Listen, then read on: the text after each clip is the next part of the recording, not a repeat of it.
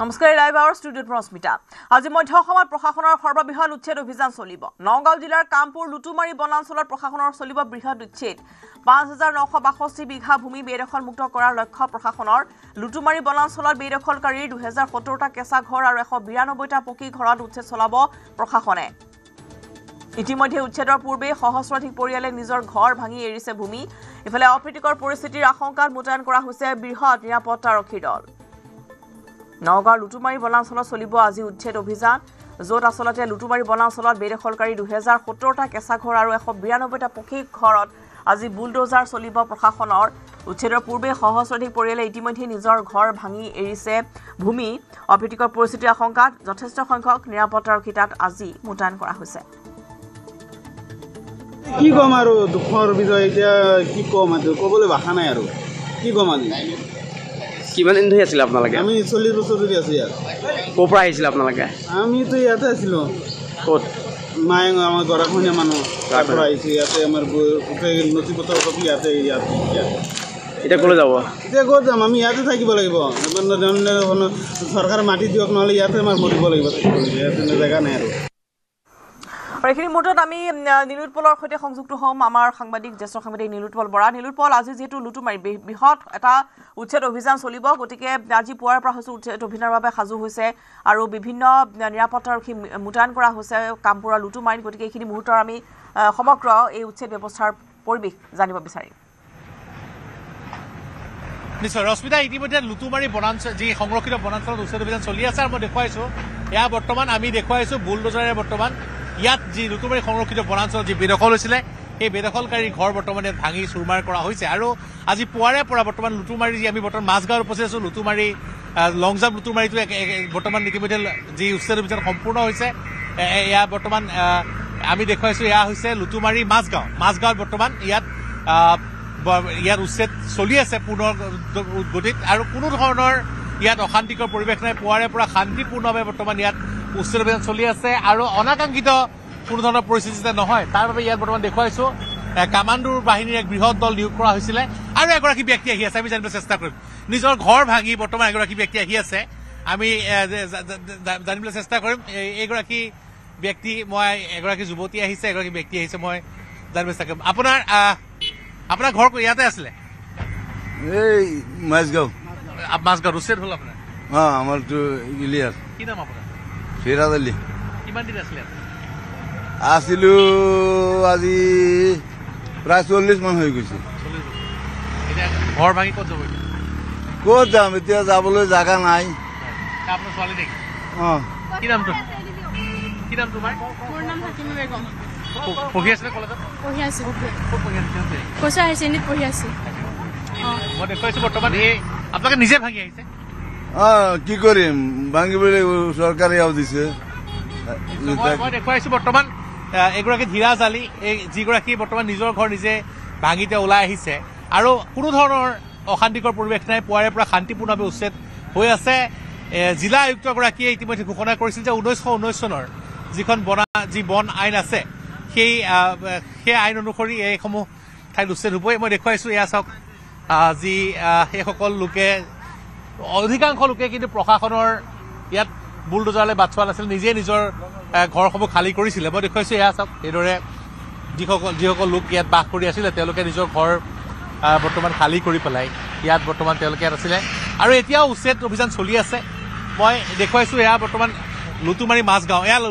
এইখিনি লুটুমাৰী মাজগাঁও হয় আৰু আপোনালোকৰ ইয়াত আজি কোনো ধৰণৰ মানুহে বেছিভাগ মানুহে আঁতৰি গৈছে ইয়াৰ পৰা বেছিভাগ মানুহ আঁতৰি গৈছো যিহেতু ফৰেষ্ট ভিলেজত আছো কিন্তু উচ্ছেদটো একপক্ষীয়ভাৱে উচ্ছেদ হৈ আছে আমাৰ যোনটো ফৰেষ্ট ভিলেজত অলৰেডি বঙালী বিহাৰী কাৰ্বি মুছলিম চব আছে ফাৰ্ষ্টত চবৰে নোটিছ উঠাইছে চবৰ নামত নোটিছ আহিছে কিন্তু সিহঁতৰ নোটিছটো দিয়া নাই একপক্ষীয়ভাৱে খালি মুছলিমক নোটিছ দিছে আৰু মুছলিমৰ ঘৰ চাই এভকশ্যন কৰি আছে এভকশ্যন কৰক চৰকাৰী ভিলেজ যিহেতু ফৰেষ্ট ভিলেজত গোটেই এভকশ্যন কৰিব লাগে মই এটা ডাঙৰ অভিযোগ ৰশ্মিতা যে মানুহ চাই উচ্ছেদ কৰা হৈছে এইসকল লোকে তেওঁলোকে কৈছে যে ইয়াত বিভিন্ন জনজাতিৰ লোক আছে কিন্তু বিভিন্ন লোক ভাষা ধৰ্মৰ লোক আছে একপক্ষীয়ভাৱে এইটো এভকশ্যন চলি আছে খালি মুছলিম চাই যেহেতু অতি ফাষ্ট সবাই ফরেস্ট এবছৰ 2 বছৰ আগত সবাই ইয়াত নোটিছ কিবা ঘোটা আহিছে, লগাই বঙালী, নো বিহাৰী ফৰেষ্ট দিয়া নাই। লিখি অনলি থৈ ফৰ গৈছে খালি সিহঁত। মুছলমানক দিয়া আছে। হিন্দু মুছলমানক টাৰ্গেট কৰি মুছলমানক ঘৰ ভাঙি আছে। যেহেতু ফরেস্ট ভিলেজত আছো না, আমি নিজ হচ্ছে আমি খালি করে দিছো ঘর বাড়ি, কিন্তু সবরে দিব লাগিছে যেহেতু ফরেস্ট ভিলেজ। হ্যাঁ, মামা কি খালি মুছলমানক এনে মামা অপেনে কৈ আছে মুছলমানক চাব, মুছলমানক হেঁচা দিব, মুছলমানক কষ্ট দিব, কিন্তু জুবিন দা চাই আছে দেই মামা এইটো কথা। জুবিন দা কিন্তু কেনেকুৱা হেৰি নকৰিছিলে। নিশ্চয় নিশ্চয় যে তেওঁ এটা কথা কৈছে যে যি মুছলমানক যি অত্যাচাৰ কৰিছে সেয়া জুবিন দাই চাই আছে বুলি এগৰাকী ব্যক্তিয়ে কৈছে। মই দেখুৱাইছো বৰ্তমান ইয়াত উচ্ছেদ পূৰ্ণ গতিত চলি আছে। এয়া চাওক, এয়া মাজগাঁও লুটুমাৰীৰ, একেদৰে লুটুমাৰীৰ যি লংজাম লুটুমাৰী হওক, নাৰায়ণপুৰ হওক, সকলোতে বৰ্তমান উচ্ছেদ অভিযান চলি আছে। কিন্তু মই এটা কথা পুনৰ কৈছো, কোনো ধৰণৰ অশান্তিকৰ পৰিৱেশ নাই। যদিও বা বৃহৎ সংখ্যক নিৰাপত্তাৰক্ষী নিয়োগ কৰা হৈছে, ইয়াৰ কোনো ধৰণৰ অশান্তিকৰ পৰিৱেশ হোৱা নাই। কামাণ্ডো নিয়োগ কৰা হৈছে, নিৰাপত্তাৰক্ষী নিয়োগ কৰা হৈছে, কিন্তু সকলোৱে শান্তিপূৰ্ণভাৱে এই যে উচ্ছেদ অভিযানত সহযোগ কৰিছে। অধিকাংশ লোকেই, প্ৰায় 70% লোকে, আমি কৈছিলো কালি যেতিয়া জিলা আয়ুক্তগৰাকী দেৱাশীষ শৰ্মাই কৈছিলে যে 70% লোকে ইয়াত তেওঁলোকে যি উচ্ছেদ অভিযান যি নিজে খালী কৰি পেলাই গৈছে, নিজৰ ভূমি খালী কৰি গৈছে, আৰু বাকী যিসকল লোক আছে তেওঁলোকক যি 3 মাহ সময় দিয়া হৈছিলে আঁতৰি গৈছে। বিভিন্ন অভিযোগ আছে, বিভিন্ন লোকে কৈছে যে তেওঁলোকক যি ইয়াত মুছলমানক টাৰ্গেট কৰা হৈছে বুলি কৈছে, সেয়া পিছৰ কথা। কিন্তু এটা কথা ক'ব লাগিব যে এই অঞ্চলৰ কোনো ধৰণৰ অশান্তিকৰ পৰিৱেশ হোৱা নাই। ৰাইজে সম্পূৰ্ণ সহযোগ কৰিছে। 70% লোকে ইতিমধ্যে নিজৰ মাটি বাৰী এৰি থৈ গৈছিলে। আৰু মই দেখুৱাইছো ইয়াত এয়া হৈছে লুটুমাৰী সংৰক্ষিত বনাঞ্চলৰ লুটুমাৰী মাজগাঁও। বৰ্তমান মাজগাঁৱত মই দেখুৱাইছো পুৱাৰে পৰা আৰক্ষী আৰু প্ৰশাসনৰ উচ্চপদস্থ বিষয়াসকলে ইয়াত পৰ্যবেক্ষণ কৰি আছে, কামাণ্ডো নিয়োগ কৰা হৈছে। আৰু লগতে মই এটা কথা ক'ব লাগিব যে বৰ্তমান ইয়াত যি উচ্ছেদ অভিযান চলি আছে, নিশ্চয় নীলোৎপল এটা বৃহৎ অঞ্চল য'ত 5,962 বিঘা ভূমি সাঙুৰি আছে। গতিকে আনুমানিক যিহেতু উচ্ছেদ অভিযান আৰম্ভ হৈছে, আৰু কিমান দিনমানৰ প্ৰয়োজন হ'ব? নিশ্চয় ৰশ্মিতা, আজিয়ে উচ্ছেদ অভিযান শেষ হ'ব, কাৰণ ইতিমধ্যে 3 মাহ সময় দিয়া হৈছিলে। আৰু বিগত প্ৰায় 15টা দিনত যি দেখিবলৈ পোৱা গৈছিল যে অধিকাংশ লোকেই ইয়াৰ পৰা মাটি খালী কৰি গৈছিলে। মই দেখুৱাইছো এতিয়াও বিভিন্ন ধৰণৰ আমি যিসমূহ এইসমূহ ট্ৰেক্টৰ বা বিভিন্ন ধৰণৰ মিনি ট্ৰাকত ইয়াৰ পৰা যিসকল লোকে ঘৰ বাৰী এৰি গৈছে তেওঁলোকৰ সামগ্ৰীসমূহ লৈ যোৱা হৈছে আমি দেখুৱাইছো। আৰু মই দেখুৱাইছো যে বৰ্তমান যি মই এইসকল কামাণ্ডোৰ যিসকল বিষয়া যোৱা নিয়োগ কৰা হৈছে তেওঁলোকে বৰ্তমান ইয়াত যাতে কোনো ধৰণৰ পৰিস্থিতি যাতে ইয়াত খেলি মেলি নহয় তাৰ বাবে বৰ্তমান সম্পূৰ্ণ ব্যৱস্থা কৰি আছে। এইটো এটা ঘৰ মই দেখুৱাইছো, ইতিমধ্যে উচ্ছেদ কৰা হৈছে। এই ঘৰটো ইতিমধ্যে উচ্ছেদ কৰা হৈছে। আপোনালোকৰ ঘৰ আছিল নেকি? কি নাম আপোনাৰ? মোৰ চাচা হয়। আচ্ছা, আপোনাৰ ঘৰ? মোৰে ঘৰ। আপুনি কিমান দিনৰ পৰা আছিলে ইয়াত? আমি ইয়াত 35 বছৰ 40 বছৰ হৈ গ'ল। এইটো আহক, মই এই ঘৰটোৰ ওচৰলৈ আহক, মই দেখুৱাইছো। আপোনাৰ নামটো?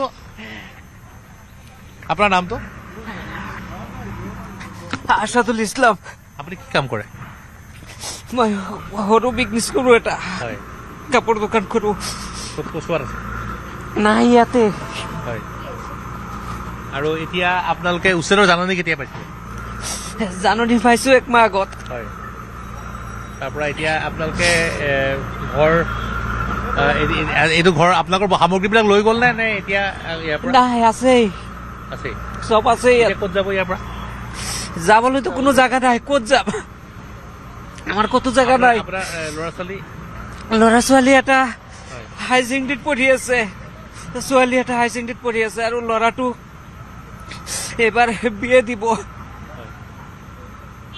মই দেখুৱাইছো বৰ্তমান এগৰাকী আছাদুল ইছলাম, তেওঁৰ ঘৰ ইতিমধ্যে উচ্ছেদ কৰা হৈছে, তেওঁৰ যাবলৈ কোনো ঠাই নাই। আৰু এগৰাকী ব্যক্তি আছে, আপোনাৰ নামটো? আবুল হাছেম। মই আবুল হাছেম, মই দেখুৱাইছো এগৰাকী হৈছে আবুল হাছেম।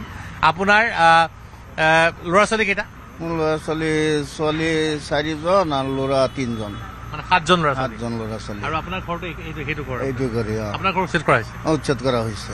এতিয়া আপোনালোকে ইয়াত কিমান দিন ধৰি পেলাই? আমি ছাৰ ইয়াত আজি 40 বছৰ হৈ গ'ল থাকা। ইয়াত আমি হিন্দু মুছলমানে ছবি মিলাই আছো।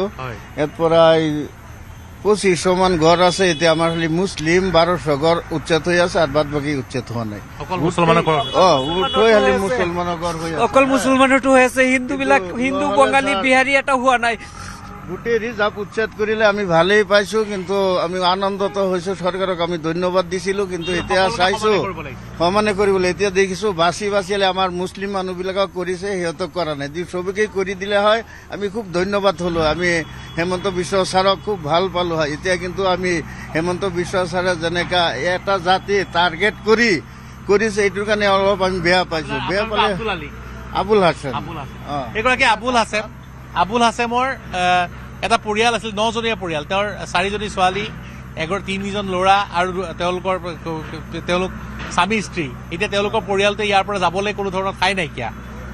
এইদৰে বহু পৰিয়াল, 1200 পৰিয়াল, ইয়াত কৈছে 2500 পৰিয়াল আছিলে, কিন্তু 1200টা মুছলমান পৰিয়াল, সেই কেৱল মাত্ৰ মুছলমান পৰিয়ালকেইটাকে উচ্ছেদ কৰা হৈছে বুলি ৰাইজে কিন্তু অভিযোগ কৰিছে। এতিয়া কথা হ'ল এই উচ্ছেদ যে হৈ আছে, এই কিমান ল'ৰা ছোৱালী পঢ়া শুনাৰ পৰা বঞ্চিত হৈ আছে, ইমান ল'ৰা ছোৱালী পঢ়া শুনাৰ পৰা বঞ্চিত হৈ আছে। হিমন্ত বিশ্ব শৰ্মাই যে এই বিধানসভাত গৈ মুছলমানৰ বোলে কিবা ভাল চিন্তা কৰি আছে, যে তালাক দিলে তালাক নহয়, এই আউৰতৰ কাৰণে কিবা চিন্তা কৰি আছে। এই লিখা পঢ়াৰ ব্যাপাৰেও চিন্তা কৰিব লাগে, যে আমাৰ কিবা সংস্থাপন ভালকে আমাৰ উচ্ছেদ কৰিছে, আমি মানি লৈছোঁ, কিন্তু আমাক উচ্ছেদ কৰিছে। আমাৰ হাজাৰ টকা পইচা গুচি গ'ল। এতিয়া আমাক য'তেই হওক 1 কাটা 1 বিঘাকৈ মাটি আমাৰ দিলে আমি খুব আনন্দিত হ'লোঁ। এতিয়া আমি ক'ত যাম? থাকিবলৈ আমাৰ এটা থান দিয়ক, নহ'লে আমি ক'ত যাম? খালি হিন্দু লোকৰ কাৰণে, মুছলমানৰ কাৰণে নহয়। এইটো চৰকাৰ মুছলমানৰ কাৰণে নহয়। নিশ্চয় যথেষ্ট ৰাইজ ক্ষোভিত আৰু যথেষ্ট, যিহেতু নিজৰ ঘৰখন যেতিয়া ভাঙি যাব, যিখন ঘৰত 35-40 বছৰ ধৰি এগৰাকী ব্যক্তিয়ে তেওঁৰ সংসাৰ বা তেওঁৰ পৰিয়ালৰ ঘৰতে থাকিব, সেই ঘৰটো যেতিয়া ভাঙি থৈ যাব, তেতিয়া সকলো ক্ষোভিত হোৱাটো স্বাভাৱিক কথা। আৰু যি এক অভিযোগ উঠিছে, সেয়া কিন্তু গুৰুতৰ অভিযোগ। কেৱল মাত্ৰ মুছলমান লোকৰ ঘৰ ভঙা হৈছে, হিন্দু লোকৰ ঘৰ ভঙা হোৱা নাই বুলি কৈছে। মই দেখুৱাইছোঁ বৰ্তমান এয়া লুটুমাৰী মাজগাঁও। আপোনালোকৰ 3 ঠাই দিছে, লুটুমাৰী মাজগাঁও, লংজাম লুটুমাৰী আৰু নাৰায়ণপুৰ। ইতিমধ্যে ইয়াত শেষ হৈছে প্ৰায় উচ্ছেদ, ইয়াত উচ্ছেদ প্ৰায় শেষ হৈছে, মানে উচ্ছেদ বেছি সময় নহ'ব আৰু চাগে। নাই অধিকাংশ মানুহ আগতেই গুচি গৈছে। কিন্তু মানে মানুহৰ মনত দুখ আছে। ৰাইজে সহায় কৰিছে প্ৰশাসনক, কিন্তু বেলেগ জেগাত মোৰ আবেদন এইটোৱে যে বেলেগ জেগাত আমাৰ সংস্থাপন দিব লাগে প্ৰশাসনৰ। আমি একদম ক্লিয়াৰলি অসমৰ 1200টা পৰিয়াল আছে, 1200টা পৰিয়াল আছে, 1200টা পৰিয়ালৰ উচ্ছেদ কৰা হৈ আছে বৰ্তমান। আমি অসমৰ নাগৰিক, আমাৰ পুৰা প্ৰমাণ পত্ৰ আছে। হিমন্ত বিশ্ব শৰ্মাৰ যিমান প্ৰমাণ পত্ৰ আছে আমাৰো আছে। অসমত থাকিবলৈ ইমান অধিকাৰো আছে। আমাৰ কাগজ পত্ৰ চাই যদি আমি বাংলাদেশে, তেনেহ'লে বাংলাদেশত পঠাই দিয়ক। আমি অসমৰ নাগৰিক, সেইকাৰণে বেলেগ জেগাত মাটি দিব লাগে আৰু সংস্থাপন দিব। নিশ্চয় এইসকল লোকে সংস্থাপন বিচাৰিছে। তেওঁলোকে যিহেতু তেওঁলোকৰ যি ঘৰ সেয়া ইতিমধ্যে উচ্ছেদ কৰা হৈছে, গতিকে তেওঁলোকে বিচাৰিছে যে তেওঁলোকক অন্য ঠাইত উচ্ছেদ দিব লাগে। মই দেখুৱাই আছোঁ বৰ্তমান এয়া জাজৰি মাজগাঁও, এয়া লুটুমাৰী মাজগাঁৱৰ পৰিৱেশ। লুটুমাৰী মাজগাঁৱত পুৱাৰে পৰা যি উচ্ছেদ অভিযান চলি আছে মই দেখুৱাইছোঁ। এয়া বৰ্তমান যি বৃহৎ সংখ্যক বৰ্তমান নিৰাপত্তাৰক্ষী, আৰক্ষী, কামাণ্ডো, অৰ্ধসামৰিক বাহিনী সকলো নিয়োগ কৰা হৈছে। কিন্তু এটা কথা ক'ব লাগিব যে মই দেখুৱাইছোঁ যে বৰ্তমান ইয়াত কোনো ধৰণৰ বৰ্তমান অপ্ৰীতিকৰ পৰিস্থিতি হোৱা নাই, কোনো ধৰণৰ অশান্তি নাইকিয়া। ৰাইজে অধিকাংশ লোকেই, 70% লোকেই উচ্ছেদৰ জাননী পোৱাৰ পিছত নিজৰ ঘৰ নিজে ভাঙি ইয়াৰ পৰা আঁতৰি গৈছিলে। আৰু বাকী যি 30% লোকৰ যি উচ্ছেদ আছিলে, সেই উচ্ছেদ বৰ্তমান যি চলি আছে পুৱাৰে পৰা, কোনো ধৰণৰ অশান্তিকৰ পৰিৱেশ নাই, সকলোৱে সহযোগ কৰিছে। কিন্তু ৰাইজে বিচাৰিছে যিসকল লোকক উচ্ছেদ কৰা হ'ল, যিহেতু 35-40 বছৰ ধৰি এই ঠাইত আছিলে, তেওঁলোকৰ ঘৰসমূহ ইতিমধ্যে ভাঙি পেলোৱা হৈছে, তেওঁলোকে ইয়াৰ পৰা আঁতৰি গৈছে, তেওঁলোকক থাকিবলৈ ক'ৰবাত আশ্ৰয় দিব লাগে, সেয়া ৰাইজে বিচাৰিছে। আৰু এটা কথা, ৰাইজে যথেষ্ট এটা গুৰুতৰ অভিযোগ কৰিছে যে ইয়াত 2500 পৰিয়াল আছিলে লুটুমাৰী সংৰক্ষিত বনাঞ্চলত, তাৰে মাত্ৰ 1200 মুছলমান পৰিয়ালকে টাৰ্গেট কৰা হৈছে বুলি তেওঁলোকে অভিযোগ উত্থাপন কৰিছে। ৰশ্মিতা। হয়, নিশ্চয়কৈ নিৰূপণ এই দৃশ্য ইতিমধ্যে তেওঁ দেখুৱাই আছে। কামপুৰত বৃহৎ উচ্ছেদ অভিযান চলিছে আজি, আৰু সমান্তৰালভাৱে দেখিবলৈ পোৱা গ'ল যে আজিৰ দিনটোৰ ভিতৰতে এই উচ্ছেদ অভিযান সামৰাৰ সম্ভাৱনা আছে। আৰু বহু লোকে ইতিমধ্যে ঘৰ বাৰী এৰিছে নিলোৎপল, আৰু বহু লোক আছে হয়তো এতিয়াও সেই উচ্ছেদ অভিযানৰ পিছতো হয়তো তাতে থকাৰ সম্ভাৱনা আছে। গতিকে সেই ক্ষেত্ৰত কিবা প্ৰশাসনে ব্যৱস্থা গ্ৰহণ কৰিছে নেকি, যাতে কোনো ধৰণৰ লোক তাত যাতে থাকিব নোৱাৰে, বা বহু ক্ষেত্ৰত এনেকুৱা হয় যে উচ্ছেদ অভিযান চলাৰ পিছতো আকৌ সেইখিনি লোক তালৈ উভতি আহে। নিশ্চয় সেই ক্ষেত্ৰত ইতিমধ্যে প্ৰশাসনে ব্যৱস্থা গ্ৰহণ কৰিছে। সেই ক্ষেত্ৰত প্ৰশাসনে ইতিমধ্যে প্লেন বনাইছে। কিন্তু এই সকল লোক ক'লৈ যাব সেই বিষয়ে আমি জানিব লাগিব। তেওঁলোকে এতিয়া ইয়াৰ পৰা ক'ত আঁতৰি যাব? আপোনালোকে যিসমূহ লোকে এতিয়া ইয়াৰ পৰা নিজৰ ঘৰৰ আচবাব বস্তু পাতি লৈ পেলাই ইয়াৰ পৰা গৈ আছে গাড়ী লৈ, তেওঁলোক ক'লৈ যাব, ক'ত থাকিব? কোনোবা নিজৰ ককাৰ ঘৰত যাব, যাৰ মাটি নাই ইয়াতে থাকিব। ইয়াতে থাকিব, কোনো জাগা নাই, তিৰপল লগাই ইয়াতে থাকিব। মানে উচ্ছেদ কৰাৰ পিছতো ইয়াতে থাকিব। যিবিলাক সামান আছে সেইটো বিনষ্ট নোহোৱাৰ কাৰণে মানে বেলেগ জাগাত পঠিয়াই দিছে। কিন্তু মানুহ যিবিলাক আছে ইয়াতে থাকিব, উচ্ছেদ কৰিলেও ইয়াতে থাকিব, উচ্ছেদ নকৰিলেও ইয়াতে থাকিব। নিশ্চয়। ৰশ্মিতা, যিটো প্ৰশ্ন ইতিমধ্যে আপুনি সুধিছিলে যে এইসকল লোক ক'লৈ যাব, কি কৰিব, এইসকল লোকে তেওঁলোকে কৈছে তেওঁলোকৰ স্পষ্ট কথা, তেওঁলোকৰ মাটি যে তেওঁলোকৰ ভাঙি পেলালেও কিন্তু তেওঁলোকে ইয়াতে থাকিব বুলি কৈছে। গতিকে এই ক্ষেত্ৰত প্ৰশাসনে কি কথা পাতে, কি আলাপ আলোচনা কৰে সেয়া পিছৰ কথা। আৰু এগৰাকী বয়োজ্যেষ্ঠ ব্যক্তি আছে, মই দেখিছোঁ। আপুনি ইয়াৰে এই অঞ্চলৰ ব্যক্তি, আপোনাৰ নামটো? মোহাম্মদ আবাজুদ্দিন। আপোনাৰ ঘৰ উচ্ছেদ কৰিছে? আমাৰ ঘৰখন ওচৰত পৰা নাই। আপোনাৰ বৰ্তমান ওচৰত পৰা নাই? নহয়। কিন্তু এইখিনি এই যে উচ্ছেদ যে হৈছে, এই সকল লোক, বহু লোক আছিলে ইয়াত, প্ৰায় 1200 পৰিয়াল আছিলে। এই সকল লোকে ক'ত যাব, ক'ত থাকিব? এতিয়া চাওক, কথা এটা আহিল, এতিয়া কিন্তু যাবলৈ ৰাস্তাই নাই। কোনো জেগাতো মানে যাবলৈ ৰাস্তা নাই। এতিয়া নদী গৰাখহনীয়া মানে তাত মাটি সম্পদ নাইকিয়া কৰি দিলে। তাৰপিছত মানে ইয়াত আহি পেলাই ঘৰ বানপানী হয়নে? ইয়াত বানপানী নহয়, ইয়াত বানপানী নহয়। কিন্তু মানে ভালেই আছে। কিন্তু মানে এতিয়া ৰচন কৰি দিলে মানুহবিলাক ক'ত যাব? এতিয়া যাবলৈ সুবিধা নাই। ক'ৰবাত আছে, কোনোবা জেগাত মানুহৰ ঘৰ আছে, মাটি 1 কটা 2 কটা আছে, কোনোবাত নাই। নথকা মানুহৰ ইয়াতে থাকিব, কি কৰিব? আমি হিন্দু মুছলিম চব ভাই ইয়াতে চলি আছোঁ। কিন্তু ইয়াতে কোনো কাজিয়া ঝগৰা একো নাই, আমাৰ মিলামিলি চলি আছোঁ। কিন্তু এইখিনি জেগা হিন্দু মানুহ চব, আৰু এইখিনি জেগাতো হিন্দু মানুহ, তো চবেই একেলগতে চলি আছোঁ। কিন্তু কোনো কাজিয়া ঝগৰা একো প্ৰেচাৰ নাই। কাৰণ চৰকাৰে কি ভাবিলে, এতিয়া ইয়াতে টাৰ্গেট কৰি পেলাই ইয়াতে মানে এভাচন কৰি দি আছে। এতিয়া নদীয়া ভাঙা মানুহবিলাক ক'ত যাব? এইবিলাক যাবলৈ মানে আৰু সুবিধাই নাই, কোনো জেগাই নাই। ইয়াতে এই খেতিতে ঘৰ বনাই পেলাই থাকিব লাগিব, কি কৰিব? ইয়াতেতো উচ্ছেদ কৰে, ইয়াতে থাকিব, ক'ত যাব? আৰু যাবলৈ ৰাস্তাই নাই। নিশ্চয় এইসকল লোকক যিমান যি কৰিলেও তেওঁলোকে ইয়াত থাকিবলৈ তেওঁলোক বাধ্য, সেয়ে তেওঁলোকে কৈছে। আৰু ৰশ্মিতা, এই যি অঞ্চলৰ কিছু আঁতৰত যিহেতু কপিলী নৈৰ যথেষ্ট গৰাখহনীয়া আছে, যমুনা নৈৰ গৰাখহনীয়া আছে, গতিকে এই সকল লোকৰ যি যথেষ্ট বান গৰাখহনীয়া সমস্যা আছে। অৱশ্যে এই ঠাইসমূহত বানপানী নহয় বুলি কৈছে, কিন্তু এইসকল লোকে যাবলৈ বা কোনো ধৰণৰ আশ্ৰয়স্থল নাইকিয়া। গতিকে তেওঁলোকে এটা কথা কৈছে যে তেওঁলোকৰ ঘৰ ভাঙি দিলেও তেওঁলোকে তিৰপাল তৰি হ'লেও ইয়াত থাকিব লাগিব বুলি কৈছে। আৰু ৰাইজে এটা কথা খুব কিন্তু আক্ষেপেৰে কৈছে যে ইয়াত হিন্দু মুছলমানৰ মাজত শান্তি সম্প্ৰীতিৰে সকলো লোকে বাস কৰি আছিলে, কিন্তু কিহৰ বাবে কেৱল মাত্ৰ মুছলমান লোকসকলক টাৰ্গেট কৰা হ'ল, তেওঁলোকে কিন্তু সেই প্ৰশ্নটো বাৰে বাৰে উত্থাপন কৰিছে। ৰশ্মিতা, ধন্যবাদ জনাইছো নীলপন আপোনালৈ। আৰু এনেধৰণেই লুটুমাৰী উচ্ছেদ অভিযান অব্যাহত আছে। আৰু বহু সংখ্যকে অভিযোগ আনিছে যে তেওঁলোকে শান্তি সম্প্ৰীতিৰে সেই স্থানত বসবাস কৰি আহিছে। যদিও বা বিধানসভাত কোৱা হৈছে যে মুছলমানসকলৰ বাবে ভাল সিদ্ধান্ত মুখ্যমন্ত্ৰীয়ে গ্ৰহণ কৰিছে, কিন্তু তাৰ পিছতো এইসকল উচ্ছেদিত লোকে কিন্তু তেওঁলোকক এনেধৰণেই মুছলমান হোৱাৰ বাবে তেওঁলোকক উচ্ছেদ কৰাৰ বুলি অভিযোগ আনি তেওঁলোকে ক্ষোভ ব্যক্ত কৰিছে।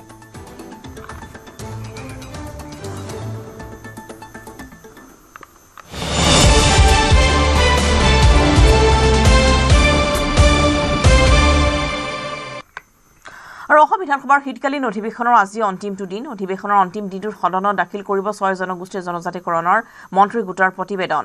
বিধানসভাৰ অধ্যক্ষৰ হাতত মন্ত্ৰী গোটৰ প্ৰতিবেদন দাখিল কৰিব শিক্ষামন্ত্ৰী ডঃ অলুজ পেগুৱে। সদনত 6 জনগোষ্ঠীৰ জনজাতিকৰণৰ প্ৰসংগৰ লগতে উত্থাপন হ'ব 2023-24 বৰ্ষৰ CAGৰ প্ৰতিবেদনো। এইখিনি মুহূৰ্তত আমি হীৰকৰ সৈতে সংযুক্ত হতো। দেৱব্ৰত শইকীয়াই প্ৰতিক্ৰিয়া ব্যক্ত কৰিছে। আৰু 1999 চনত কংগ্ৰেছৰ যোৰহাটৰ সাংসদ বিজয় সন্দিকৈয়ে প্ৰাইভেট মেম্বাৰ বিল উত্থাপন কৰিছিল, কিন্তু এই বিলসমূহ সেই সময়ত গ্ৰাহ্য কৰা নহ'ল।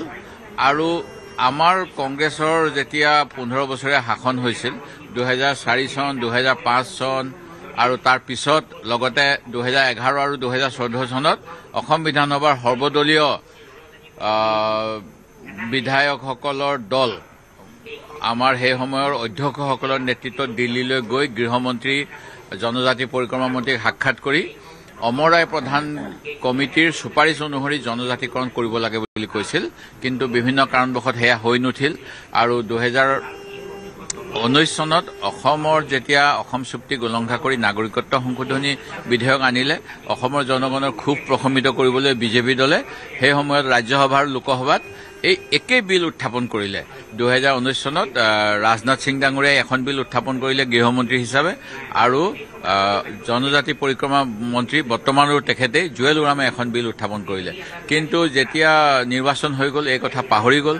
বিজেপি দলৰ নিৰ্বাচনী ইস্তাহাৰত আছিলে যে তাৎক্ষণিকভাৱে 6 জনগোষ্ঠীৰ জনজাতিকৰণ কৰা হ'ব, কিন্তু ৰাজনৈতিকভাৱে এটা হেঁচা ঠেলা কৰিবলৈ, হুহুকা পিছলা কৰিবলৈ, যিটো কোৱা হয় মানে কোনো অযুক্তিকৰভাৱে এখন কেবিনেট মিনিষ্টাৰৰ গ্ৰুপ বনাই পেলাই আলোচনা কৰি জনগণক বিভ্ৰান্ত কৰি থকা হ'ল। আৰু যোৱাকালি আপোনালোকে আছাম ট্ৰিবিউনখনৰ যদি প্ৰথম পৃষ্ঠাৰ এটা বাতৰি চাই যে it is under central গভৰ্ণমেণ্টছ consideration বুলি অসমৰ জনজাতি পৰিক্ৰমা মন্ত্ৰী ৰণোজ পেগু ডাঙৰীয়াই সংবাদ মাধ্যমৰ আগত উল্লেখ কৰিছে। তেতিয়াহ'লে যদি কেন্দ্ৰৰ হাতত ইতিমধ্যে এয়া অপেক্ষাৰত বিবেচনাধীন, অসমৰ মন্ত্ৰী গোটৰ কাম কি? আৰু আজি আমি যাতে এই বিষয়বিলাক উত্থাপন কৰিব নোৱাৰো, আজি অসম বিধানসভাৰ অন্তিম দিনাখন অন্তিম পৰ্যায়ত এই কথাটোকে কৈছে। ইয়াতকৈ আৰু দুৰ্ভাগ্যজনক কথা হ'ব নালাগে।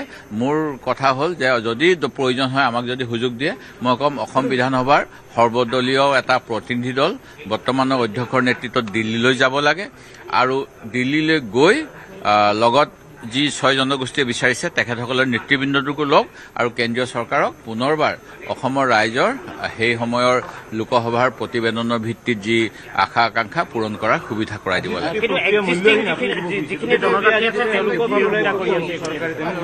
মই যিখিনি ক'ব লাগে কৈছো। মই 1996 চনৰ যি প্ৰতিবেদন, সেই প্ৰতিবেদনক ভিত্তি কৰিয়ে জনজাতিকৰণ হ'ব লাগিব।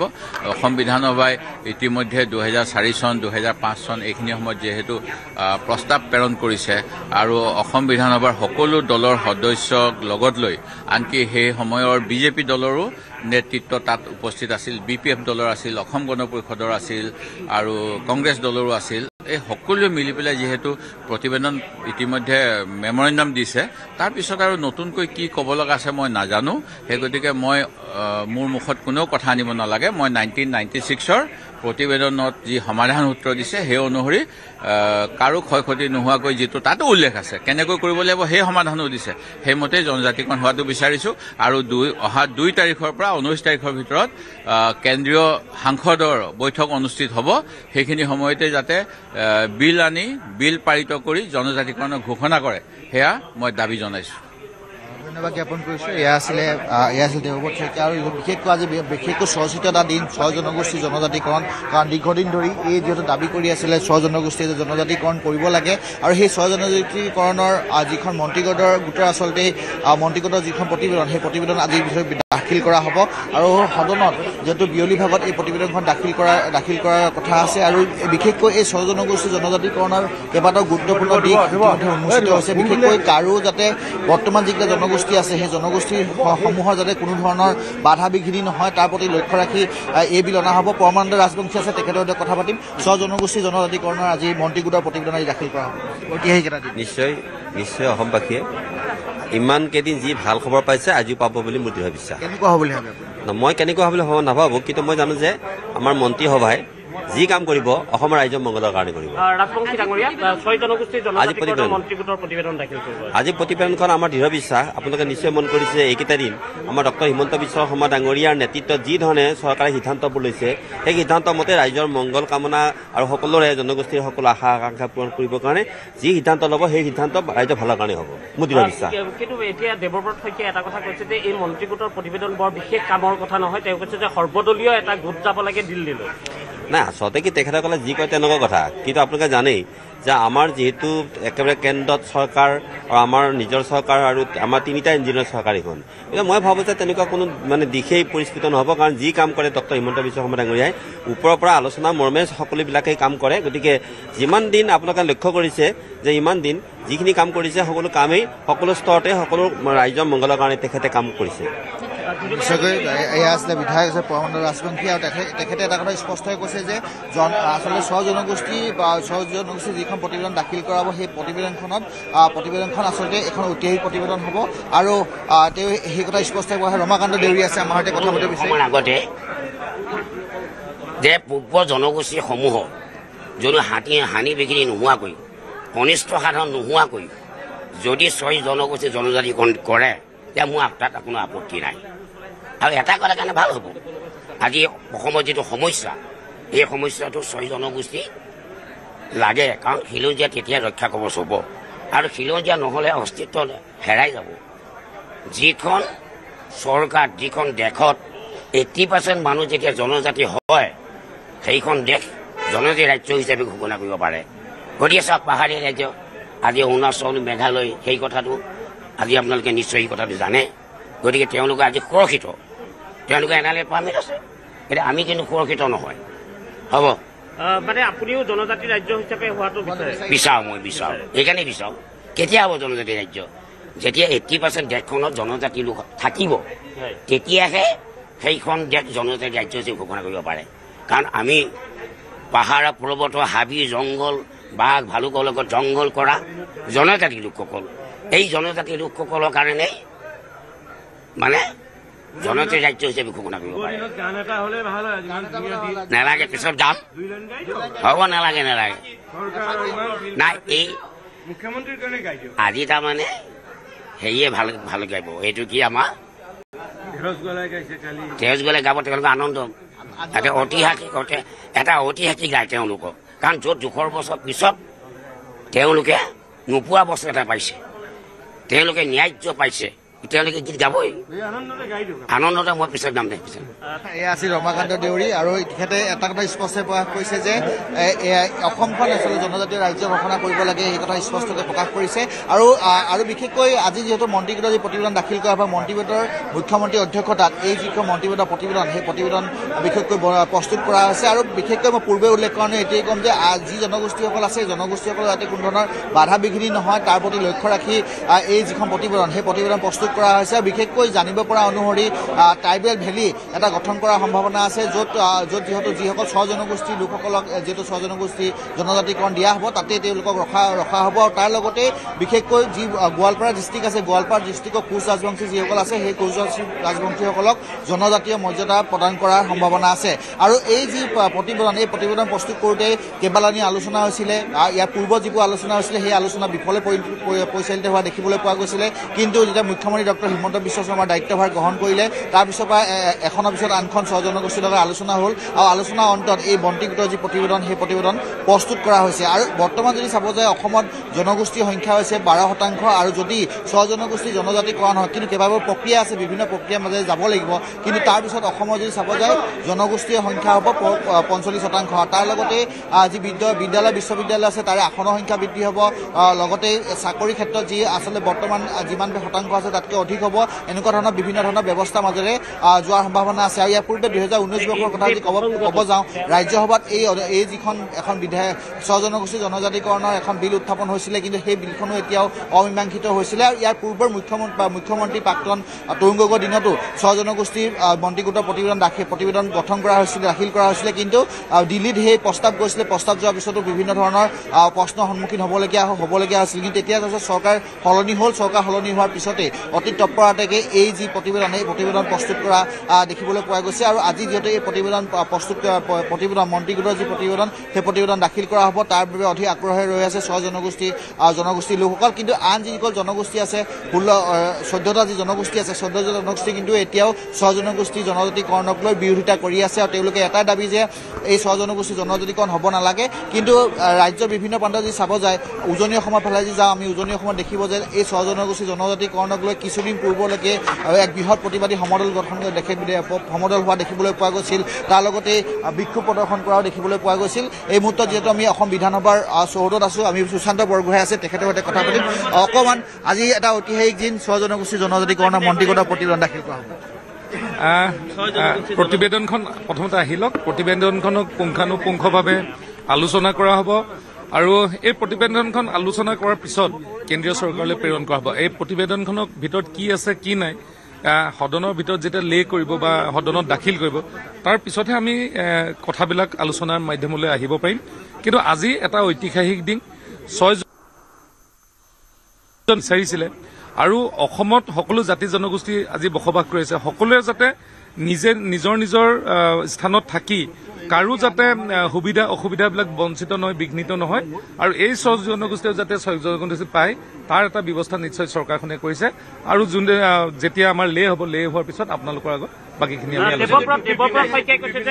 এই মন্ত্ৰী গোটৰ প্ৰতিবেদনৰ কোনো কাম নাই তাৰ সলনি সৰ্বদলীয় এটা গোট যাব লাগে দিল্লীত তাৰমানে কথাটো কি হৈছে মই আপোনালোকক ক'ম যে কংগ্ৰেছৰ দেৱব্ৰত শইকীয়া ডাঙৰীয়াৰ পিতৃ হিতেশ্বৰ শইকীয়া ডাঙৰীয়াই এনেধৰণে 3 মাহৰ কাৰণে কোচ ৰাজবংশীসকলক টুপি পিন্ধাইছিলে যিহেতু সকলোৰে বুদ্ধি সকলোৰে চিন্তা চেতনা বেলেগ বেলেগ মাননীয় মুখ্যমন্ত্ৰী ডাঙৰীয়া চিন্তা কৰিছে যে সকলোৱে যাতে সুবিধাবিলাক পাওক আৰু এক্সিষ্টিং ST বা যিসকল আছে প্লেইনছ আৰু হিলছ তেওঁলোকেও যাতে অসুবিধা নাপাওক কাৰণ অসমত থাকিবলৈ হ'লে আমি সকলোৱে মিলা প্ৰীতিৰে থাকিব লাগিব এই টুপি শব্দটো তেওঁলোকে ইমান দিন দি থকাৰ কাৰণে তেওঁলোকে বেলেগ এটা মানে ছাইড তেওঁলোকে দেখা নাই সেইকাৰণে তেওঁলোকে এই কথাটো টুপি বুলি কৈছে কাৰণ তেওঁলোকে ইতিমধ্যে বহুতবাৰ টুপি পিন্ধালে আৰু দ্বিতীয় কথাটো যে সৰ্বদলীয় ক্ৰিয়া আছে চৰকাৰখন যোনে ল'ব তেওঁহে সিদ্ধান্ত ল'ব আৰু চৰকাৰখনে প্ৰতিবেদনে দিব সৰ্বদলীয় তাত ছাপোৰ্ট কৰি দিলে হ'ল তেওঁ যদি সৰ্বদলীয় কথা কৈছে যেতিয়া বিধানসভাত চৰকাৰখনৰ প্ৰতিবেদন লে কৰাৰ পিছত ছাপোৰ্ট কৰি দিলেচোন গোটেই কামখিনি হৈ যায় তেওঁ আকৌ সৰ্বদলীয় আকৌ এখন কি নতুনকৈ মানুহক মানে যিবিলাক 6 জনগোষ্ঠীয় লোকসকল আছে তেওঁলোকক বিভ্ৰান্তি কৰিব কিয় চেষ্টা কৰিছে তাৰমানে ইমান দিনে সেইবিলাক হৈ আছিলে কংগ্ৰেছটো ওলমি দিয়া দি মইতো নিজে কংগ্ৰেছত আছিলো নহয় আধা কথা কয় আধা কথা নকয় সঁচা কয় মিছা কয় কৈ আজি 7 জনগোষ্ঠীয়ে ভোট লৈ এতিয়া নাইকিয়া হৈ থাকিলে আজি যিসকল মাইনৰিটি আছে ধৰ্মীয় সংখ্যালঘু আছে তেওঁলোকক ইমান দিনে ভোট লৈ তেওঁলোকক একো নকৰি পেলাই নাইকিয়া হৈ থাকিলে এই বিশ্বাসযোগ্যতাটো নাইকিয়া হোৱাৰ কাৰণে তেওঁলোকে আগৰ কৰ্মপন্থাৰ পৰা ওলাই আহিব পৰা নাই এই চিন্তা চেতনা যেতিয়ালৈকে ওলাই নাহিব তেতিয়ালৈকে কংগ্ৰেছ দলটো নিশ্চিতভাৱে অনাগত দিনত ধ্বংস হৈ যাব কিন্তু মই কৈছো 6 জনগোষ্ঠীয়ে যি প্ৰতিবেদন দাখিল কৰিব সেইখনত তেওঁলোকে একেলগে আমাৰ লগত সমৰ্থন জনাই দিল্লীলৈ প্ৰেৰণ কৰাৰ কাৰণে ব্যৱস্থা গ্ৰহণ কৰিলে আমাৰ 6 জনগোষ্ঠীটো বেছি লাভ হ'ব ধন্যবাদ জ্ঞাপন কৰিছে সুশান্ত বৰগোহাঁয়ে এটা কথা কৈছে যে আচলতে সকলোৱে সহমত অনুসৰি এই 6 জনগোষ্ঠীয় প্ৰতিবেদন দিল্লীলৈ প্ৰেৰণ কৰাৰ ক্ষেত্ৰত গুৰুত্বপূৰ্ণ ভূমিকা হ'ব বুলি কৈছে ৰমেন্দ্ৰ নাৰায়ণ কলিতা আছে আমি তেখেতৰ মতে বলোৱাৰ চেষ্টা কৰিম 6 জনগোষ্ঠীৰ লগতে কলিতা জনগোষ্ঠীৰ কথাটো উত্থাপন কৰিছিলোঁ আৰু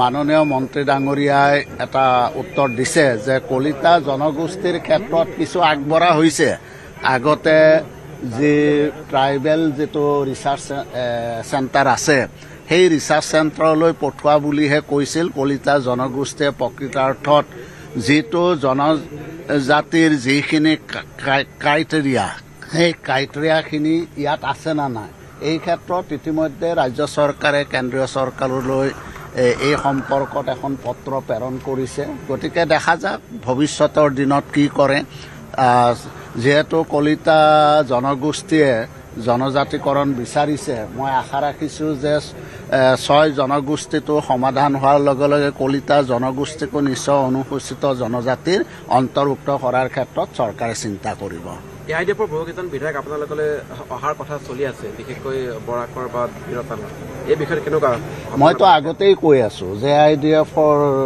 2-4জন MLA আমাৰ অসম গণ পৰিষদ দলত যোগদান কৰিব গতিকে মই আশা ৰাখিছোঁ জানুৱাৰীৰ ভিতৰত নিশ্চয় 2-এজনে অসম গণ পৰিষদ দলত আমাৰ চিটিং MLA AIDFৰ যোগদান কৰাৰ 100% সম্ভাৱনা নামকেইটা আজি নকওঁ পিছত কম কাৰণ আজি কৈ দিয়াৰ লগে লগে জইন যেতিয়া কৰিব এতিয়াৰ যিটো এটা আমেজ মানুহে যিটো এটা উৎসুক হৈ লৈ থাকিব আজি যদি কৈ দিওঁ সেই সময়ত একেবাৰে উৎসুকতাটো নাথাকিব সেই সময়ত কংগ্ৰেছৰ বৰ্তমান চলি আছে কিন্তু এতিয়ালৈকে মানে সেইটো সিদ্ধান্ত হোৱা নাই কথা বতৰা চলি আছে AIDF বিৰোধীয়ে 6 জনগোষ্ঠীৰ জনজাতিকৰণৰ আজি যি প্ৰতিবেদন সেই প্ৰতিবেদনক লৈ এটা কথা কৈছে যে এয়া নিৰ্বাচনীটো হ'ব পাৰে কাৰণ বিধানসভাত প্ৰথম দিনাই দাখিল কৰিব লাগিছিল শেষৰ দিনা কিয় এইটো একে দীঘলীয়া প্ৰক্ৰিয়াৰ মাজে সোমাই যাব নাই চাওক মন্ত্ৰী গোটৰ প্ৰতিবেদনত কি আছে সেই কথাটো নজনাকৈ এনেকৈ কথাটো কোৱা উচিত নহয় কাৰণ আমি মন্ত্ৰী গোটৰ যিখন প্ৰতিবেদন সেই প্ৰতিবেদনখন পোৱাৰ পিছত তেতিয়া আমি আমাৰ কমেণ্ট দিম এতিয়া যিহেতু প্ৰতিবেদন দেখাই নাই প্ৰতিবেদনত কি আছে আমি নাজানো যদি ছয়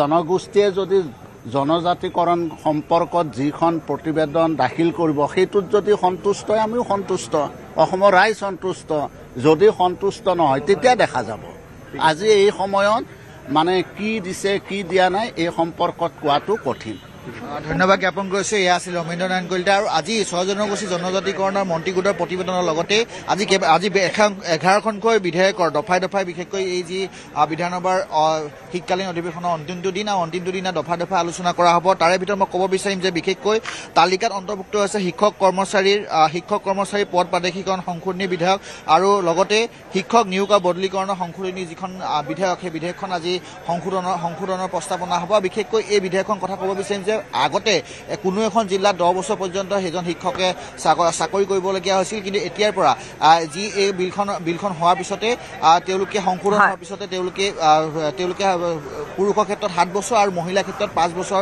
বছৰ শিক্ষকতা কৰাৰ পিছতে এখন জিলাত কৰাৰ পিছতে তেওঁলোকে বদলীকৰণৰ কাৰণে আবেদন কৰিব পাৰিব আৰু বিশেষকৈ ঐতিহাসিক এটা দিন আৰু আজি ঐতিহাসিক এইকাৰণে দিন যে মন্ত্ৰীগোটৰ 6 জনগোষ্ঠী জনজাতিকৰণৰ যি প্ৰতিবেদন সেই প্ৰতিবেদন দাখিল কৰা হ'ব অধিক আগ্ৰহেৰে সকলোৱে বাট চাই আছে নিশ্চয়কৈ হিৰক ধন্যবাদ জনাইছো আৰু বিধানসভাৰ অধিৱেশনৰ মাজলৈ আমি এইখিনি মুহূৰ্তত লৈ যাম যেটো অধিৱেশনৰ আজি অন্তিমটো দিন পোনপটীয়াকৈ লৈ গৈছো অধ্যক্ষ মহোদয় 2021 চনৰ পৰা এতিয়ালৈকে 16,281টা গৰু ম'হ জব্দ হ'ল কিন্তু ধৰা নপৰাকৈ বা আৰু কিমান গৰু ম'হ থাকি গ'ল অধ্যক্ষ মহোদয় এতিয়া প্ৰশ্ন হ'ল ইমান বৃহৎ পৰিমাণৰ গৰু ম'হ যে জব্দ হ'ল ইয়াৰ অন্তৰালত আৰু এটা বিশেষ কিবা বেলেগ ধৰণৰ কথা অধ্যক্ষ মহোদয় আছে নেকি অধ্যক্ষ মহোদয় প্ৰায় কথা আহি থাকে ৰাজস্থান হাৰিয়ানা উত্তৰ প্ৰদেশ পশ্চিমবংগৰ পৰা চোৰাংকৈ গৰু ম'হ অসমলৈ আহে অসমলৈ বাংলাদেশলৈ চালান দিয়ে শ্ৰীৰামপুৰ সীমান্ত দি অসমলৈ অহা গৰু ম'হৰ ট্ৰাকৰ পৰা কোকৰাঝাৰ জিলাত এক বৃহৎ পৰিমাণৰ দুৰ্নীতি হয় অধ্যক্ষ মহোদয় আসাম কেটেল প্ৰিভেনশ্যন এক্ট 2021ৰ পিছত কেনেকৈ গৰু চোৰাং বেহা এনেকৈ চলি আছে অসমৰ মাজেদি বাংলাদেশে লৈ চোৰাং গৰু ম'হৰ সৰবাত হৈ থকা যিটো অভিযোগ আহি আছে উন্মুক্ত সীমান্ত দি এই চোৰাং বেহা অধ্যক্ষ মহোদয় সঁচাকৈ চলি আছে নেকি মই মন্ত্ৰী মহোদয়ৰ পৰা জানিব বিচাৰিছো অনাৰেবল মিনিষ্টাৰ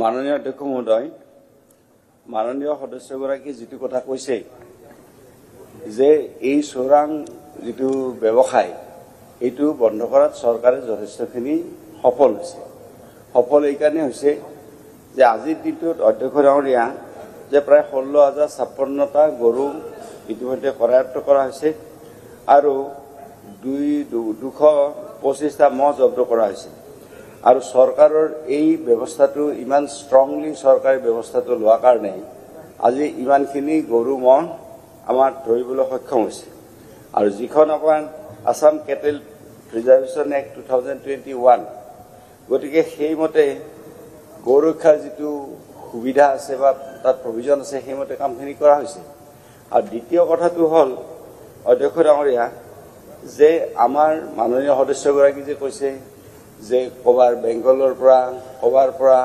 কোকৰাঝাৰ এইবিলাক কবাৰ পৰা কিবা গণ্ডগোল হৈ আছে নেকি যে সেইটো বৰ্তমান তেনেকুৱা গণ্ডগোল অধ্যক্ষ ডাঙৰীয়া নাই আৰু এইটো কেনেকুৱা এইটো কথা এনেকুৱা যে আজি অসম আৰক্ষীক আমি ধন্যবাদ দিব লাগিব যে অসম আৰক্ষীয়ে এতিয়ালৈকে আপোনাৰ 4,827জন মানে ব্যক্তিক তেওঁলোকে কৰায়ত্ব কৰিছে গতিকে আজি 4,825জন ব্যক্তিৰ পৰা ইতিমধ্যে তেওঁলোকক কৰায়ত্ব কৰিছে গতিকে এই ইমান সংখ্যক মানুহ এটা 4,825জন মানুহ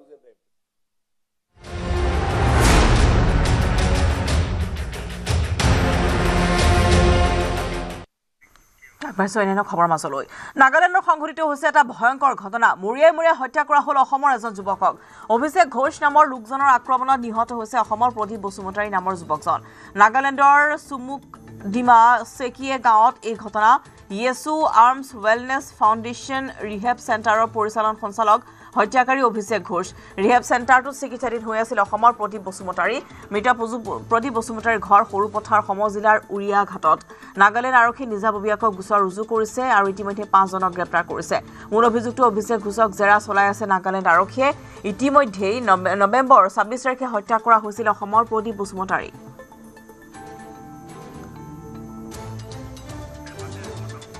ফোনলাইনত আছে দেৱাশিষ গৌতম দেৱাশিষ অসমৰ এগৰাকী যুৱকক নাগালেণ্ডত মৰিয়ামৰিয়া হত্যা কৰা হ'ল নিশ্চিতভাৱে ৰশ্মিতা এটা চাঞ্চল্যকৰ ঘটনা পোহৰলৈ আহিছে যে 26 তাৰিখে নাগালেণ্ডৰ চুমুকদ্বীপত থকা ৰিহেব চেণ্টাৰত সৰুপথাৰ মধ্যমপুৰ গাঁৱৰ প্ৰদীপ বসুমতাৰী নামৰ এজন যুৱকক ৰখা হৈছিল তেওঁক যিহেতু নিচামুক্তি কেন্দ্ৰ হয় তাত নিচামুক্তি কেন্দ্ৰত তেওঁ ৰখা হৈছিল তেওঁ যিহেতু নিচাসক্ত আছিলে কিন্তু কি কাৰণত 26 তাৰিখে ঘটনাটো সংঘটিত হ'ল কিয় তেওঁক মৰিয়াই হত্যা কৰিলে সেই কথাটো এতিয়ালৈকে পোহৰলৈ অহা নাই যদিও ইতিমধ্যে 5 জন লোকক আটক কৰা হৈছে ইতিমধ্যে পৰিয়ালৰ লোকক তেওঁলোকে জনাইছিলে যে প্ৰথম অৱস্থাত তেওঁ অসুস্থ হৈ আছিল বুলি জনাইছিলে কিন্তু পৰৱৰ্তী সময়ত যেতিয়া গৈ পাই দেখে যে তেওঁক ইতিমধ্যে হত্যা কৰা হৈছে আৰু ইতিমধ্যে হত্যা কৰা সন্দৰ্ভত 5 জন লোকক আটক কৰা হৈছে আৰু যিজনৰ ভিতৰত এজন আছে সেই ৰিহেব চেণ্টাৰটোৰ মালিক ইতিমধ্যে আজি পৰিয়াল লোক ডিমাপুৰলৈ ৰাওনা হোৱা কথা আছে কিন্তু আমি যিটো ভিডিঅ' ইতিমধ্যে প্ৰত্যক্ষ কৰিছোঁ যে খুব নিৰ্মমভাৱে সেই যুৱকজনক মৰা হৈছিল কিন্তু কি কাৰণত সেই যুৱকজনক এই ধৰণে মৰা হৈছিল মাৰপিট কৰা হৈছিল আৰু এনেকুৱা ধৰণে মাৰপিট কৰা হৈছিল যে লাষ্টত যুৱকৰ মৃত্যু হৈছিল সেই সন্দৰ্ভত কিন্তু পৰিয়াল লোক অৱগত নহয় বা কি হৈছিলে ঘটনাটো কিমান দিন ধৰি ৰিহেব চেণ্টাৰটোত আছিল যুৱকজন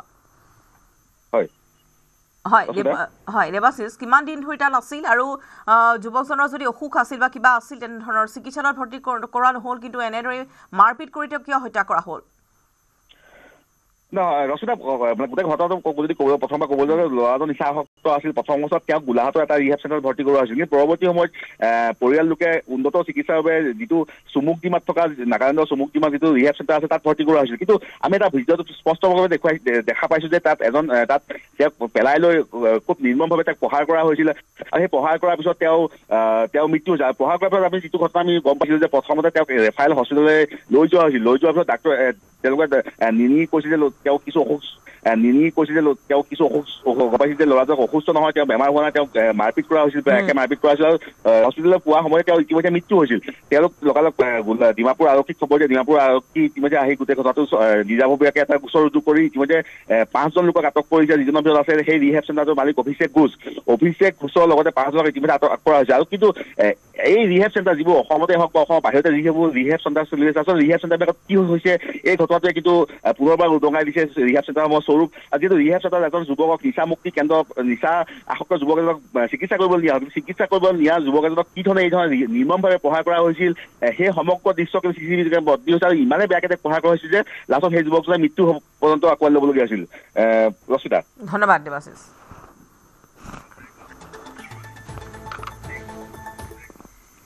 খবৰ আছে লাইভৰ সময় হ'লে বিৰতি